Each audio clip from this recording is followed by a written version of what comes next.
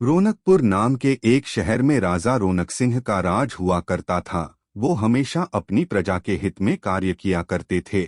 वहाँ की प्रजा बहुत खुश रहती थी। एक दिन गिद्ध आकाश में भूतिया पेड़ के बीज लेकर उड़ रहा था। जैसे ही गिद्ध रौनकपुर पहुंचा तो उसके मुंह से एकदम बीज रौनकपुर के बीचों बीच गिर गया।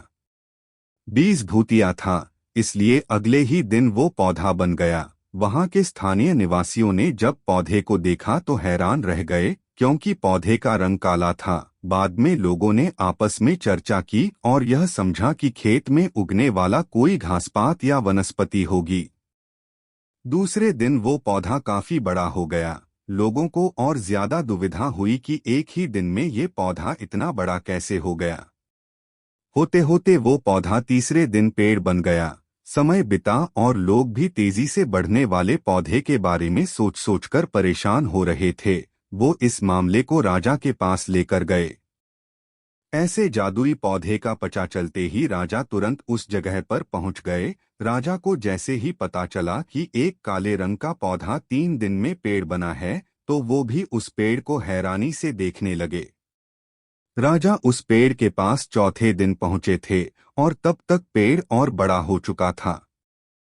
वो इतनी तेजी से फैला था कि किसी को यकीन ही नहीं हो रहा था। राजा समझ गए थे कि का रंग काला है, इसमें जरूर कुछ जादू टोना होगा।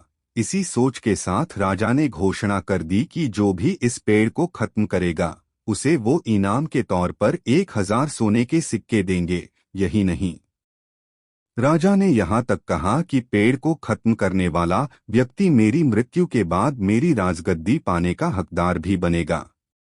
इतनी बड़ी घोषणा सुनने के बाद हर कोई पेड़ खत्म करने के लिए अपना दिमाग लगाने लगा। राजा के सारे चतुर मंत्रियों ने भी तरकीब लगाई, लेकिन पेड़ को कोई भी नष्ट नहीं कर पाया।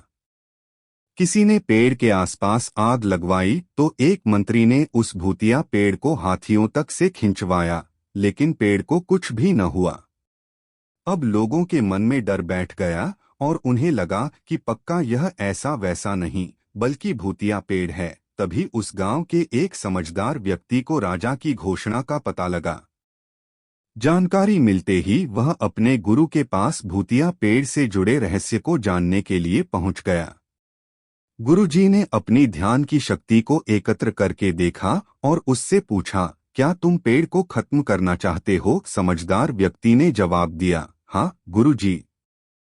सब उससे परेशान हैं। गुरुजी ने बताया कि उसे खत्म करने का एक ही तरीका है। इसके लिए तुम्हें उस पेड़ के आसपास नमक डालना होगा। इस तरकीब के बारे में जानते ही वो व्यक्ति तेजी से राजा के पास गया और कहा कि इस पेड़ के आसपास आपको नमक डलवाना होगा। ऐसा करने पर ही यह पेड़ खत्म होगा। राजा ने अपने सैनिकों को ठीक ऐसा ही करने को कहा। सैनिकों ने मिलकर पेड़ के चारों ओर खूब सारा नमक डाल दिया। नमक डालने के एक दिन बाद ही पेड़ का आकार कुछ कम हुआ।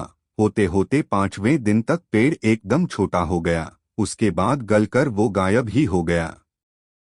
उस व्यक्ति की तरकीब काम कर गई और राजा ने खुश होकर उसे इनाम की 1000 सोने की मोहर पहले दी। उसके बाद एक पत्र दिया जिसमें लिखा था कि वो राजा के मरने के बाद उनकी गद्दी को संभालेगा। वो समझदार व्यक्ति खुश होकर अपने घर चला गया।